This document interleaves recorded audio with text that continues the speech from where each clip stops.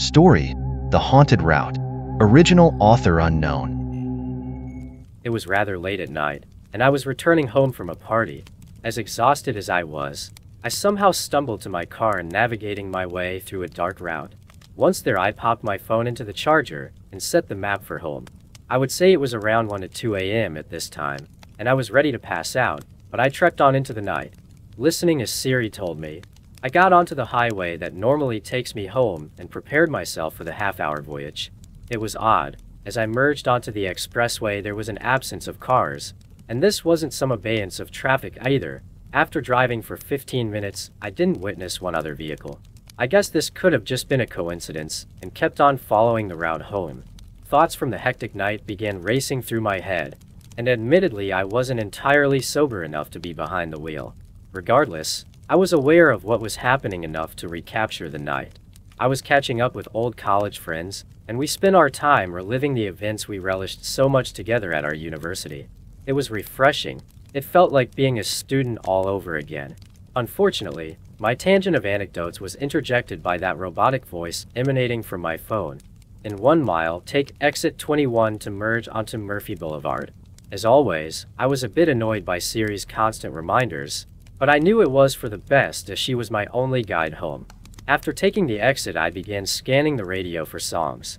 Particularly, I was looking for the best of the 90s to accentuate the get-together with my buds. I wasn't getting too many stations on the receiver, and continued to fiddle with it. Some hazy, fuzzy clamor seemed to almost spill from the speakers. It wasn't the standard sound produced by a non-existent channel, but rather it was the sound of rustling leaves and the frequent break of a twig. Trying to eliminate the irritating cacophony, I continued to tweak the dial. Pulling harder on the knob, it popped off and fell onto the passenger's side of the car. I reached over to grab it, and once again was interrupted. Turn left onto Simon Road. Out of instinct, I slammed my foot on the brake. With the position I was in, my body rocketed forward as the car brusquely came to a halt. In the process, my head jeered into the glove box, and I was left with a severe migraine. God damn it, I said to myself as I rubbed my face and sluggishly shifted my body back into my seat. My eyes darted left and right. They examined each mirror, but once again no one was on the road. In my 20 or so minutes on the road, I hadn't witnessed one other person. This was truly peculiar, I thought. Despite the oddity, I let my hands fall back on the wheel and pressed on the accelerator. Just a couple more minutes, I thought. I made a sharp turn left and headed down the road back home. Once driving down this road at a slower speed, I felt more comfortable. It would have only been a few miles till I was home, and my headache was beginning to subside. Siri began to dictate once again, but my focus refused to acknowledge her as a lifeless blob on the side of the road distracted me. As my car rolled closer to it, I noticed the object attempting to inch its way off of the street. Yet in some sort of struggle, I couldn't discern much of what was happening, so I turned on my brights. I felt as though a new realm previously invisible had just been revealed. With clear vision, this puzzling creature became fully visible. I first noticed a trail of dark, almost colorless blood smeared across the street.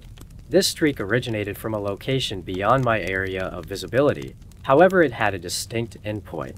The painter of this river of red was a dog, or maybe I should say half a dog for that matter.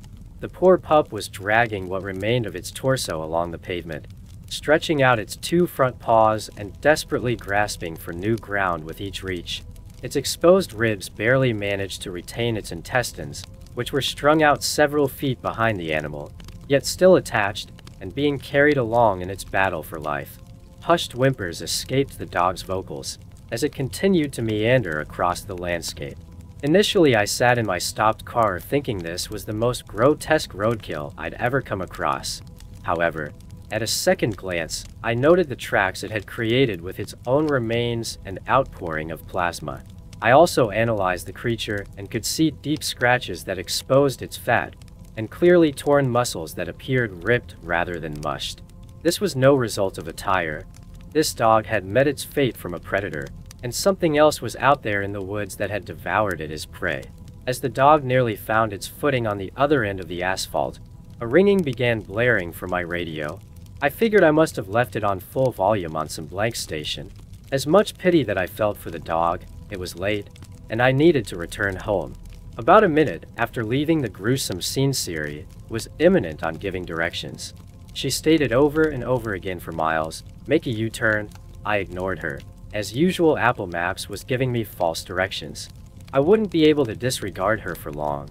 The roads I was sure I was familiar with seemed to have transformed into completely unrecognizable routes. I made turn after turn on my own for around half an hour before even glancing at my phone. The area I was in was fairly rural and lowly populated. Most of the streets I took led to dead ends, or farms. Confused out of my mind, I picked up my phone. By this time, I was irate. It was extremely late, and my phone failed to bring me back home. I checked my location and zoomed out. At this moment, I became fully confused. I had to rub my eyes. There was no way this was possible. The digital map had shown my location on a road name that was no more than 5 minutes from my house. When I expanded my view, I noticed that there was a separate road with the exact same name. In fact, Murphy Boulevard and Simon Road were also duplicated. The streets were about a half hour away from each other, but were exactly the same. They didn't just have the same name. They made the same turns, had the same intersections, even the coloring of the pavement looked copied. This just didn't make any sense to me. Something was clearly wrong with my maps. My mind was flourishing with questions, and I fell victim to my curiosity. I honed in on my location and flicked the screen up. I cautiously swiped up on the road to ensure I didn't miss a thing. Stopping at the intersection, I moved my finger across to motion left. I made a few more taps up on the device and ceased my navigation. I could feel each breath becoming more difficult to take as I gazed down at my phone. Every part of me trembled as my heart began to race. Sweat perspired in the layer between the palm of my hand and my phone. What I was looking at was no duplicate street or road. It was a satellite picture of my house, located several miles away in a different town. I had to go see it. It was late. I was on the verge of passing out, but I just had to check it out. With little trust in Siri and her directions, I cut off my ties to technology. I trusted my memory and headed home. I barreled down the dirt road I was accustomed to, turned into the neighborhood, and ventured down the eerily familiar road to my house. My foot wasn't even on the accelerator. I didn't have the necessary courage to blatantly arrive at this destination. I simply let my car roll forward at no more than 5 miles an hour. The velocity at which my mind was racing juxtaposed this sluggish stroll. As more and more thoughts balked my sanity, a tingling sensation pulsed through my body. The massive accretion of fear had become impossible to subside now. When I finally arrived in front of the house, it was as if all my certainties that the iPhone was just broken had been shattered. It was no longer a virtual image. It became a reality. Less than 100 feet from me stood the exact house I had been living in for years. There wasn't a single noticeable difference in the frame. I creaked open my door and softly shut it to avoid alarming anyone. I tiptoed up the driveway and of course saw the same model car as mine, although I must say this vehicle displayed little signs of wear and tear. It actually looked brand new, covered in a shiny blue lacquer. My inspection of the car was cut short when the neighbor's dog began to bark at me.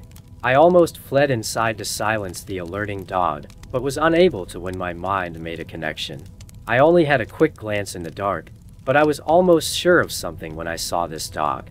The dog hobbled over to me as its barks abetted. The creature only had 3 legs, but made the best of its mobility. The disturbing aspect of this wasn't the lack of a limb. Peering into the eyes of this dog, it was clear that this dog was no different from the one I had seen on the side of the road, other than the fact that it had 3 legs and not 2. What the hell was going on? I thought. Someone must have found this dog and stitched him back up. I refuted this claim quickly as there was no way that canine could have been repaired.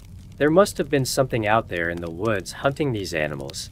The entity that took that first dog's life must have stolen this one's leg. Footsteps echoed in the distance. I crouched behind the automobile to abscond the rays of light illuminating my position. The tiny pup turned its attention to the approaching footsteps. I heard the sound of soles hitting concrete emanate and grow louder.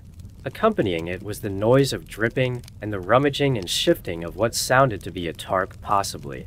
Fortunately, I soon discovered these were originating from the neighbor walking up his driveway, as they were no longer rising in intensity. The pup now started barking. In accordance with his greet, he dashed towards his owner. The voice that said, "Good boy, yes you are," was no different than that of my new neighbor back at home. I had to get a visual on the event. Moving hastily, I darted my head up above the frame of the car and peeked over the hood. Surely enough, I saw my neighbor patting this three-legged pet on the head, but his other arm was wrapped around a large blue tarp that was blotched with blood and spilling it left and right. The man was distracted by his dog and unraveled the mess he was failing to hold together with one arm. Out of the bundle fell 2 legs attached by the remaining waist of a dog. I was sure this was the lower half of the animal I had seen suffering earlier. I felt sick to my stomach and felt restrained from moving. I heard the man speak to his dog again.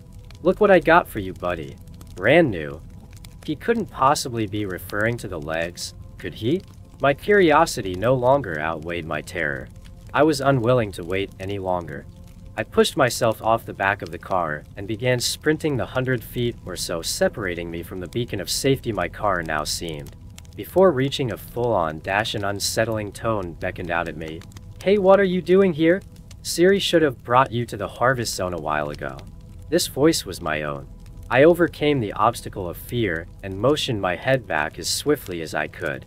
The front door to the house was now open, and what I saw surely had resemblance to me, but was far from exact. I looked and saw a disfigured being whose limbs were twisted and disjointed.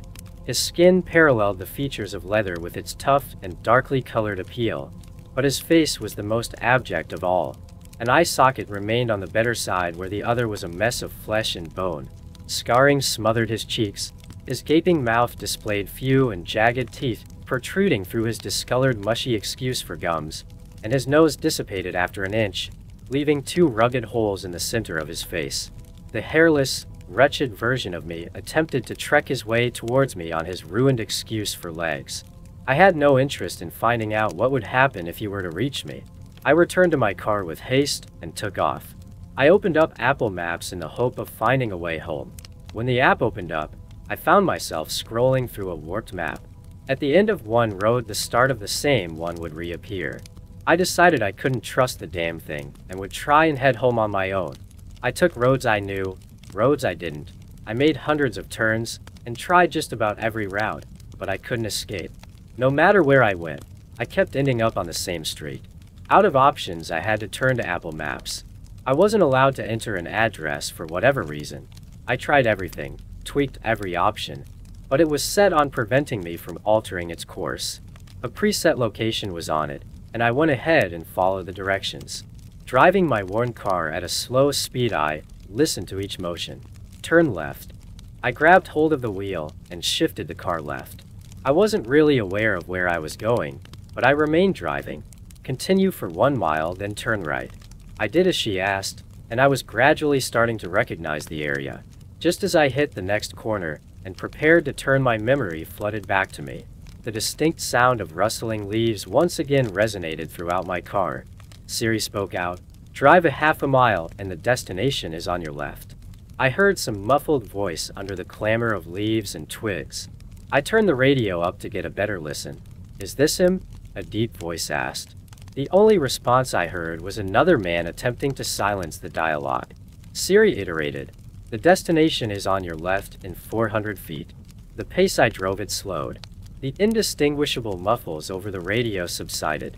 As I drifted closer and closer, a high-pitched ringing grew louder. I now realized this wasn't the result of a blank station. Rather, it was the sound of a receiver approaching the source. "The destination is on your left," Siri noted. To my left, 2 men, both formally clothed in suits, emerged from the thickly wooded area. The larger of the 2 carried a blade that was a couple feet in length. The other held a radio system with him with an antenna and what looked to be some sort of hacking device. Time wasn't on my side, as they seemed to inch closer at a rapid rate despite their slow pace. I pushed my foot on the accelerator. I wasn't prepared for what would unravel.